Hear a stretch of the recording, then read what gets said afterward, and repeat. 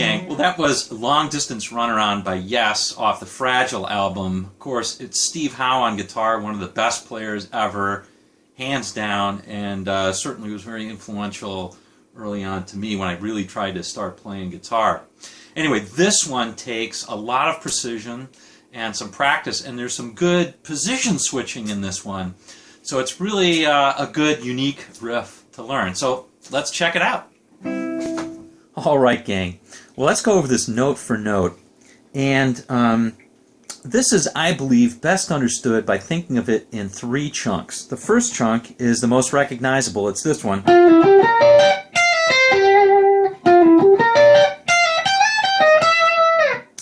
Okay. The second chunk is this. And the third chunk is this one. All right. Now, let's go over the first chunk first, and we'll do this really slowly. So here it is, really slowly.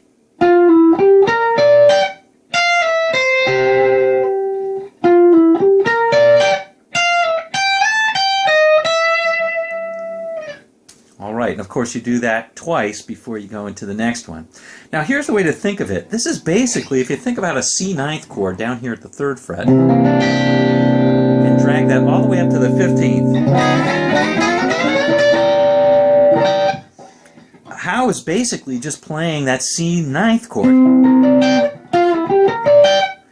And he's playing an arpeggio on that. So here's what he's doing.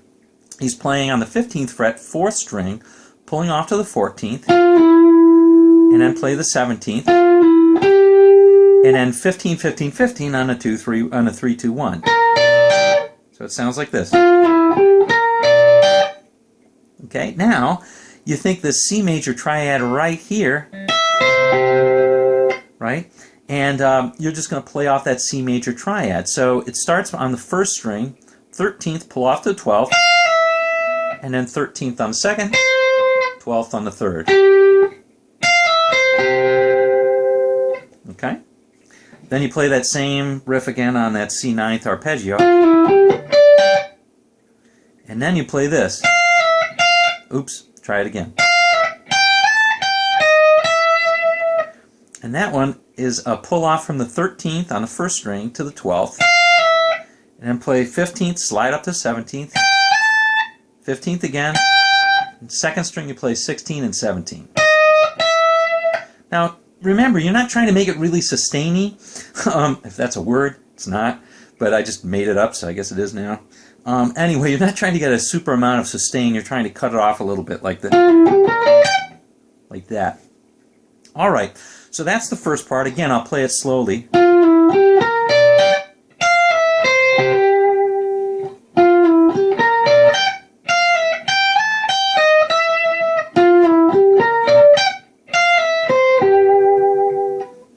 Okay, and then after that you go into the second part, which is this. Now that one is basically, if you think about this chord right here, which is a B flat major 7th, I guess, fits well in an F position. Or an F scale, we're just going to play. All right, so we're going to start out on the 5th. I'm sorry, on the 1st string, 6th fret. Play that, and pull off to the 5th. 2nd string, we're going to play the 6th. 3rd string, we're going to play the 7th. And then on the 4th string, we're going to play the 8th, 7th, 5th. Now we're just going to prepare to go up to that next riff, and on the 5th we're going to play the 6th and hammer on to the 5th. I'm sorry, the 6th and hammer on to the 7th. Here it is again.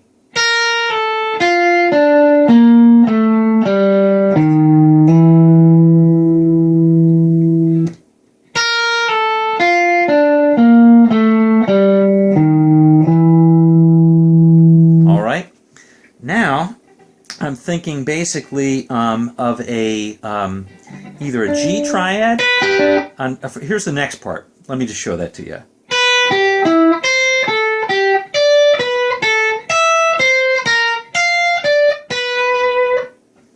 right, that one's a little bit tricky and probably I would say definitely the hardest piece to execute quickly.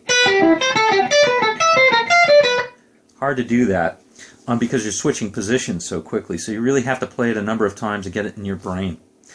Here's the way I think about it. I think either one of two ways, either a C major 7th chord, or I think of a G major, and I'm going to be playing notes in either the C major scale or G major, and that's kind of how I think about it. But the reality is, in order to execute this well, you have to play the exact notes. So here they are. The first time we're going to utilize the first 3 strings, and that's the 7th, on the first string the 7th, second string the 8th, third string 9th. Now we're going to shift up to the 8th fret, and we're going to play 8th on the first, then 10, 8 on the second. We'll shift up 2 frets and play the 10th on the first, and then the 12th and the 10th on the second. Shift up again 2 frets, and this time play with your second finger. It's going to be better. Play with your second finger on the 12th, and you'll play the 13th and the 11th on the second. And that 11th is an odd sounding note,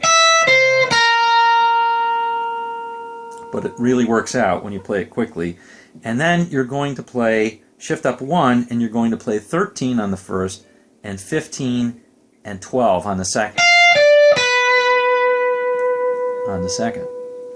And then you're back playing the first lick again, or the first chunk again, and that's hard to execute quickly, so you want to practice that transition. Again, here's that whole third part, hardest part for sure.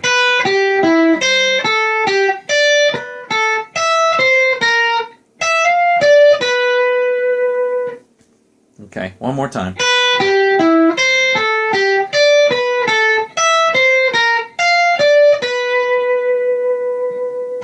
All right, that's basically it, except for the last time that you turn it around. The last time that you turn it around, there's a special ending, and I want to show it to you. Okay, so you're coming off of this. That's the same, and then listen very carefully. So far the same, but on the last one you play this. Okay, so that one is 12th on the first, then 13 and 12th on the second. And you immediately go to the 4th string, play the 14th, slide up to the 16th, and this is when, of course, it's slowing down.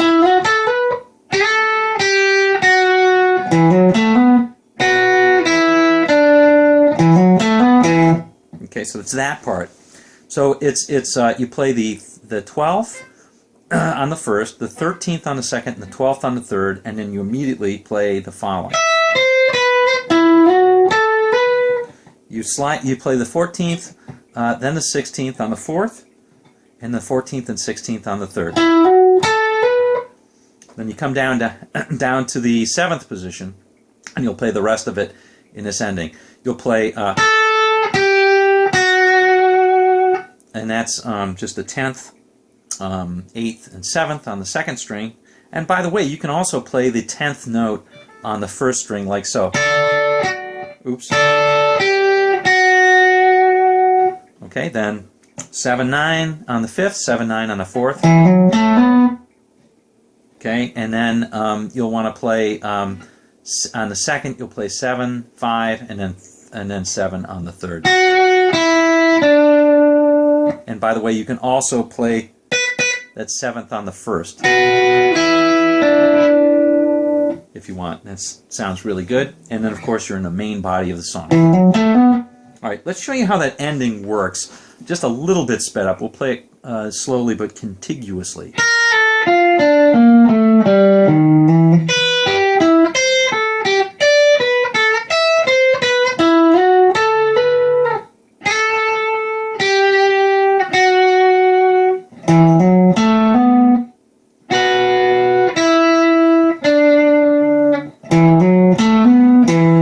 And then you're in the rest of the song. All right, gang. Well, I hope you enjoyed this one. One of my all-time favorite guitarists, for sure. Definitely my top 2 or 3. All right. We'll see you on down the road.